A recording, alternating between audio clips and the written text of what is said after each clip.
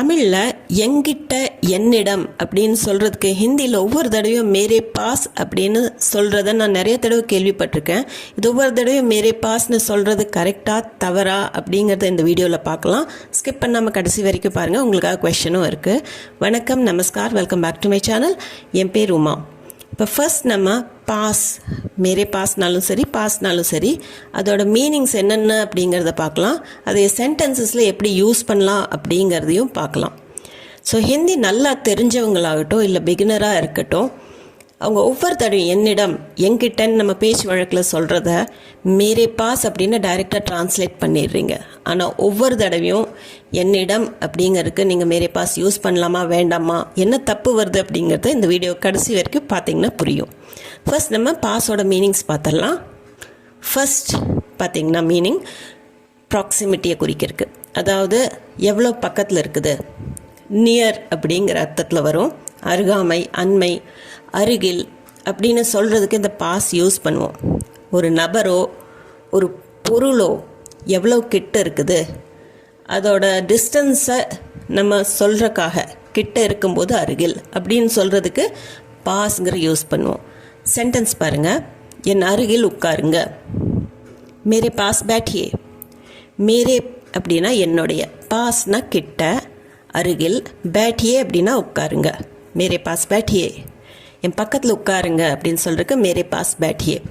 இந்த இடத்துல என் பக்கத்துலன்னா அந்த டிஸ்டன்ஸை நான் சொல்கிறேன், கிட்ட, ரொம்ப அருகில் உட்கார்றதுக்கு மேரே பாஸ் பேட்டியே. ரயில் நிலையம் என் வீட்டுக்கு அருகில் உள்ளது. ரயில்வே ஸ்டேஷன் மேரே கர் கே பாஸ் ஹை.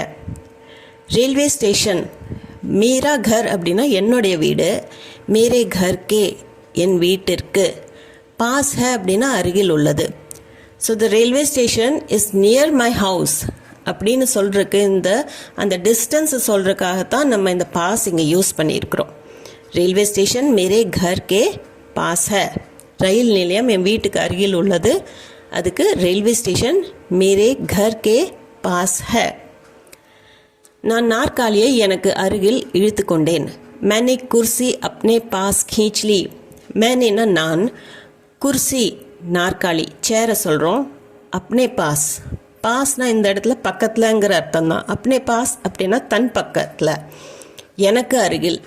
கீச்னா அப்படின்னா இழுக்கிறது, கீச் லீ அப்படின்னா இழுத்து கொண்டேன். குர்சிங்கிறது பெண்பால் வார்த்தை, அதனால கீச் லீ அப்படின்னு முடிக்கிறோம், லியான்னு முடிக்காமல். ஸோ மேனே குர்சி அப்னே பாஸ் கீச் லீ. ஸோ இந்த இடத்துலையும் தூரத்தில் இருக்கிற சேரை நான் பக்கத்தில் இழுத்துட்டேன் அப்படின்னு அந்த டிஸ்டன்ஸை தான் நம்ம சொல்கிறோம். மேனே குர்சி அப்னே பாஸ் கீச் லீ. மேனே குர்சி அப்னே பாஸ் கீச் லீ. அவன் என் அருகில் உட்காரவில்லை. இது ஒரு நெகட்டிவ் சென்டென்ஸ். वो मेरे पास नहीं बैठा था. வோனா இந்த இடத்துல அவன், ஏன்னா தால முடியுது. ஸோ वो அவனை குறிக்குது. மேரே பாஸ் அப்படின்னா என்னோட பக்கத்தில். பேட்டா தா அப்படின்னா உட்கார்ந்துருந்தான். நஹி பேட்டா தா அப்படின்னா உட்காரலை. அவன் என் அருகில் உட்காரலை. वो मेरे पास नहीं बैठा था. ஸோ நெகட்டிவ் சென்டென்ஸ்லேயே நம்ம இந்த மேரே பாஸ் இப்படி யூஸ் பண்ணலாம், டிஸ்டன்ஸை குறிக்கிறதுக்கு. वो मेरे पास नहीं बैठा था. சாப்பாட்டை என் அருகில் வைத்து விடுவீர்களா? क्या खाना मेरे पास में रख दोगे? क्याங்கிறது क्वेश्चन வேர்டு. खाना அப்படின்னா சாப்பாடு. மேரே பாஸ் என் பக்கத்தில். ரக் தோகே, ரக்னா நான் வைக்கிறது, ரக் தோகே வச்சிட்றீங்களா. क्या खाना சாப்பாட்டை மேரே பாஸ்மே ரக் தோகே என் பக்கத்தில் வச்சிருவீங்களா. சில பேர் எந்திரிக்க முடியல அப்படின்னா சாப்பாட்டை என் பக்கத்தில் வச்சிட்றீங்களா அப்படின்னு கேட்பாங்க. ஸோ அந்த கேள்விக்கும் கொஷன்லேயுமே நம்ம மேரே பாஸ் அப்படிங்கிறத இந்த மாதிரி யூஸ் பண்ணலாம், பக்கத்தில் அப்படின்னு சொல்கிறதுக்கு. நியர் மீ என் பக்கத்தில் வச்சுருங்க, எடுக்கிறதுக்கு சௌகரியமாக இருக்கும். क्या खाना मेरे पास में रख दोगे அல்லது क्या खाना मेरे पास रख दोगे அப்படின்னும் கேட்கலாம். ரெண்டாவது மீனிங் பாஸ் அப்படிங்கிறதுக்கு பார்த்தீங்கன்னா பொசஷன். இந்த இடத்துல மேரே பாஸ் நான் எழுதியிருக்கேன் என்கிட்ட அப்படின்னு சொல்கிறதுக்காக. உடைமை அல்லது வசம், தன் வசம் இருக்கும்போது நம்ம இந்த மேரே பாஸ் யூஸ் பண்ணிக்கலாம். மேரே மட்டும் இல்லை, பாஸுங்கிற வேர்டை நம்ம யூஸ் பண்ணிக்கலாம்.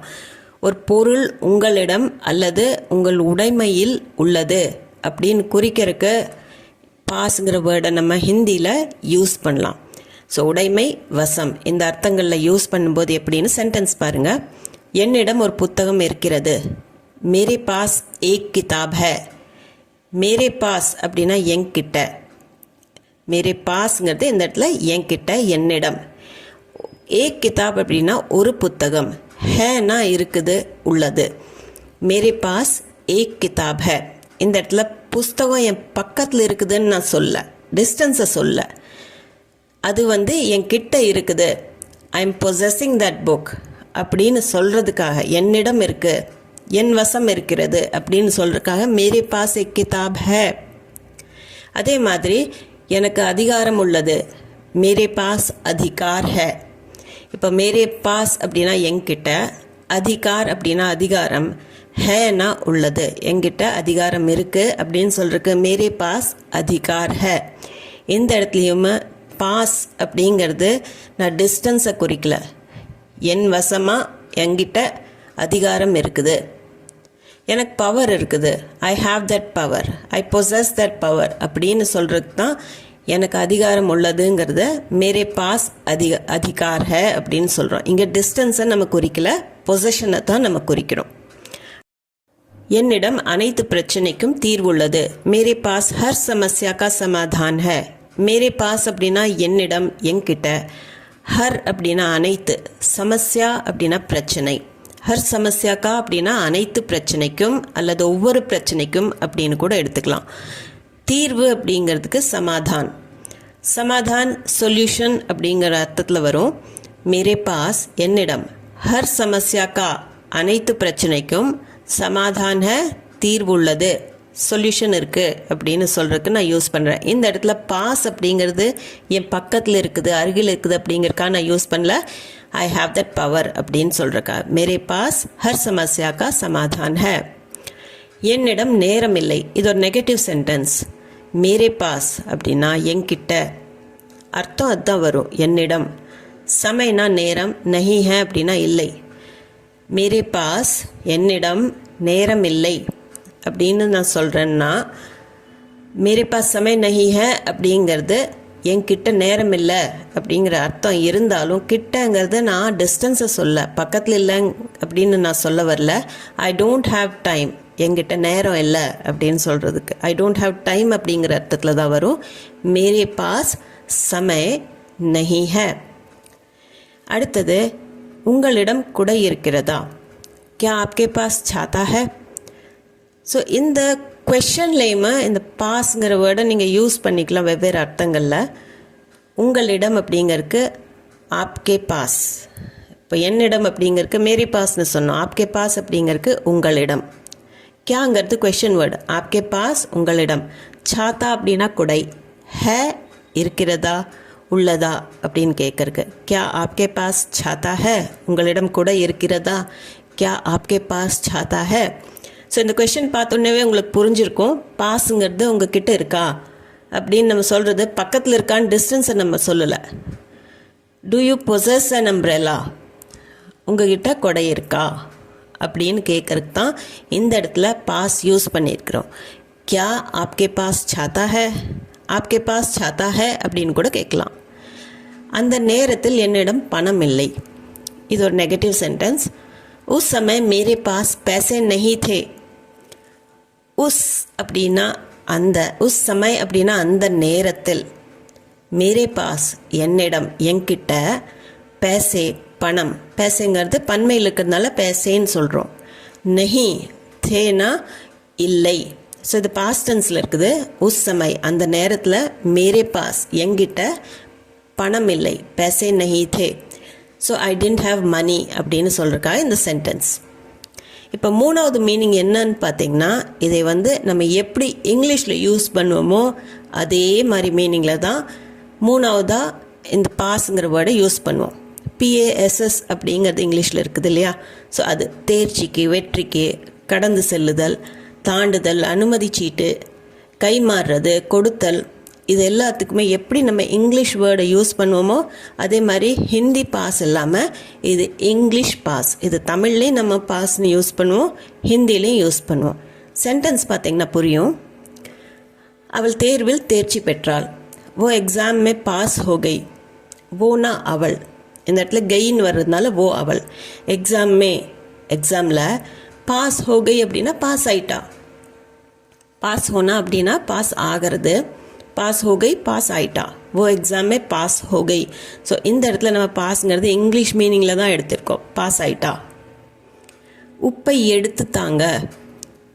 இப்போ நம்ம டேபிள் உட்காந்துருக்குறோம், அடுத்த சைடில் உப்பு இருக்குது அப்படின்னா பாஸ் த சால்ட் அப்படின்னு சொல்லுவோம். ஸோ பாஸ் பண்ணுங்கள் சால்ட்டை, சால்ட் பாஸ் பண்ணுங்க அப்படிங்கிற அர்த்தத்தில் சொல்லுவோம். அது நமக் பாஸ் கர் தீஜியே. ஸோ இந்த இடத்துல நமக்குங்கிறது உப்பு, பாஸ் கர்னா அப்படின்னா கையில் கொடுக்கறது. பாஸ் கர் தீஜியே கொடுங்க. பேருந்து இவ்வழியாக கடந்து சென்றது. இந்த வழியாக தான் பஸ் போச்சு. பஸ் யஹாं से बस ने यहाँ से पास किया. இப்போ பஸ் நே அப்படின்னா பஸ் பாஸ்ட் டென்ஸில் நம்ம நே யூஸ் பண்ணுறோம். யஹாं से அப்படின்னா இங்கிருந்து, பாஸ் கியா அப்படின்னா கடந்து போச்சு. ஸோ இதுவும் இங்கிலீஷ் வேர்டு தான். பஸ் நே யஹாं से पास किया. Bus went pass this way. நான் பஸ் பாஸ் வாங்கிட்டேன். मैंने बस पास ले लिया. இப்போ பஸ்ங்கிறது இங்கிலீஷ் வேர்டு தான், பாஸ் அப்படிங்கிறதும் இங்கிலீஷ் வேர்டு தான், PASS அப்படிங்கிறது. மேனே நான் பஸ் பாஸ் லே லியா அப்படின்னா பஸ் பாஸ் வாங்கிட்டேன். லேனா அப்படின்னா வாங்கிறது, லே லியா அப்படின்னா வாங்கிட்டேன். நான் பஸ் பாஸ் வாங்கிட்டேன் அப்படின்னு சொல்கிறதுக்கு மேனே பஸ் பாஸ் லே லியா. இப்போ நம்ம தவறுகள் எங்கே நடக்குது, மிஸ்டேக்ஸ் எல்லாம் எங்கே நடக்குது அப்படிங்கிறத பார்க்கலாம். நான் ஆரம்பத்திலேயே சொன்ன மாதிரி என்னிடம், எங்கிட்ட அப்படின்னு சொல்கிறதுக்கு ஒவ்வொரு தடவையும் மேரே பாஸ் யூஸ் பண்ணுறது அது சரிப்பட்டு வராது. அதுக்கு முன்னாடி நீங்கள் தெரிஞ்சுக்க வேண்டிய விஷயம் ஒன்று, ஒருத்தர்கிட்ட நீங்கள் ஏதாவது ஒரு வேலையை செய்ய சொல்லி கேட்டுக்கிறீங்க, அல்லது உங்களை சார்ந்த ஒரு செயல் நடைபெறும்போது அந்த சமயத்தில் அது எனக்காக, எனக்கு அப்படிங்கிற அர்த்தத்தில் தான் வருமே தவிர எங்கிட்ட அப்படிங்கிற அர்த்தத்தில் நம்ம சொல்ல முடியாது.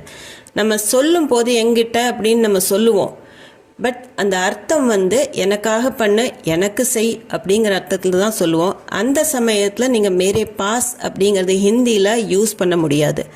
ஸோ அது என்னென்ன சுச்சுவேஷன்ஸ் அப்படிங்கிறத இனிமேல் வரப்போகிற சென்டென்சஸில் நம்ம பார்க்கலாம். எக்ஸாம்பிள்ஸ் கொடுக்குறேன், ரைட் எது ராங் எது அதுவும் நம்ம பார்த்துடலாம். ஸோ ஃபர்ஸ்ட் எக்ஸாம்பிள் பார்த்தீங்கன்னா, குழந்தையை என்னிடம் கொடு.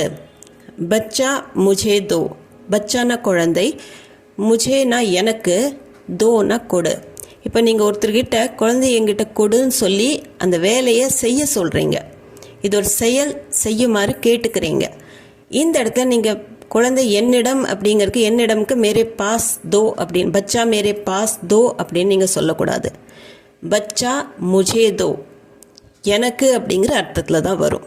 ஸோ பச்சா முझे दो அப்படிங்கிறது தான் கரெக்டான சென்டென்ஸ். அடுத்தது என்னிடம் பேசு. நிறைய பேர் இந்த மாதிரி தப்பு பண்ணுறீங்க. என்னிடம், எங்கிட்ட பேசு, பேச்சு வழக்கில் எங்கிட்ட பேசு அப்படின்னு நம்ம சொல்லும்போது மேரே பாஸ் பாத் கரோ அப்படின்னு அதை டிரான்ஸ்லேட் பண்ணிடுறீங்க. அது லிட்ரல் டிரான்ஸ்லேஷன் அப்படி கொண்டு வரக்கூடாது.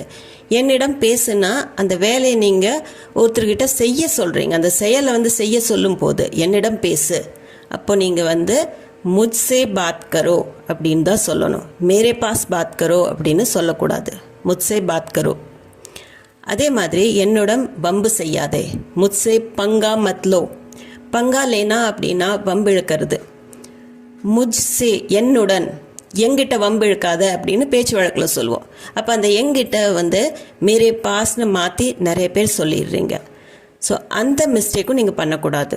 இந்த இடத்துல நீங்கள் ஒருத்தரை அதை செய்ய சொல்லி கேட்டுக்கும் போது அது மேரே பாஸ்னு அந்த இடத்துல வராது.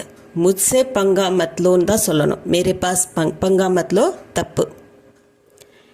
எங்கிட்ட காட்டு, ஏதோ ஒரு பொருளை காட்ட சொல்கிறீங்க. இப்போது அவங்கள அந்த வேலையை செய்ய சொல்கிறீங்க, அந்த செயலை செய்ய சொல்லும்போது மேரே பாஸ் திக்காவ், என்கிட்ட அப்படிங்கிறதுக்கு மேரே பாஸ் அப்படின்னு டைரெக்டாக டிரான்ஸ்லேட் பண்ணிடக்கூடாது. அவங்கள அந்த வேலையை செய்ய சொல்லும் போது நீங்கள் முझे दिखाओ, எனக்கு காட்டு அப்படிங்கிற அர்த்தத்தில் தான் இது வரும். எனக்கு அப்படிங்கிறது முझे, दिखाओ அப்படின்னா காட்டு, எனக்கு காட்டு அப்படின்னு சொல்கிறதுக்கு முझे दिखाओ. மேரே பாஸ் दिखाओ அப்படிங்கிறது தப்பான சென்டென்ஸ். ஸோ முझे दिखाओ தான் கரெக்ட். இப்போ உங்களுக்கு உண்டான ப்ராக்டிஸ் செஷன், 2 சென்டென்சஸ் இருக்குது. ஃபர்ஸ்ட் ஒன், அவள் வந்து என் அருகில் அமர்ந்தால். 1. 2வது, என்னிடம் பொய் சொல்லாதே. இப்போ வீடியோ நீங்கள் ஃபுல்லாக பார்த்து புரிஞ்சுருந்தீங்கன்னா உங்களுக்கு ரொம்ப ஈஸியாக இருக்கும். இங்கே நீங்கள் மேரே பாஸ் யூஸ் பண்ணுவீங்களா மாட்டீங்களா அப்படிங்கிறத தெரிஞ்சுட்டு இந்த 2 சென்டென்சஸுமே ட்ரான்ஸ்லேட் பண்ணி காமெண்ட் செக்ஷனில் கண்டிப்பாக சொல்லுங்கள். இப்போது இந்த வீடியோ உங்களுக்கு யூஸ்ஃபுல்லாக இருந்திருக்கும்னு நம்புகிறேன். இது சம்மந்தமான டவுட்ஸ், கொஷின்ஸ், உங்கள் ஃபீட்பேக் எதுவாக இருந்தாலும் கமெண்ட் செக்ஷனில் கமெண்ட் பண்ணி சொல்கிறதுக்கு தயங்காதீங்க. அதுபோக நம்ம சேனலுக்கு நீங்கள் புதுசாக இருந்தீங்கன்னா சேனலை மறக்காமல் சப்ஸ்கிரைப் பட்டன் அமுத்தி சப்ஸ்கிரைப் பண்ணிக்கோங்க. இந்த வீடியோ பிடிச்சிருந்தால் லைக் பண்ணிவிட்டு ஹை பாயிண்ட்ஸும் கொடுத்துட்டு உங்கள் ஃபேமிலி அண்ட் ஃப்ரெண்ட்ஸ் சர்க்கிளில் யாராச்சும் ஹிந்தி கற்றுக்கணும்னு இருந்ததுன்னா, யாராச்சும் நார்த்தில் இருக்காங்க இல்லை வெளிநாட்டில் அவங்களுக்கு தேவைப்படுது அப்படின்னு இருந்ததுன்னா கண்டிப்பாக அவங்களுக்கு ஷேர் பண்ணிக்கோங்க. நான் மீண்டும் ஒரு வீடியோவில் உங்களை சந்திக்கிறேன். தேங்க்ஸ் ஃபார் வாட்சிங்.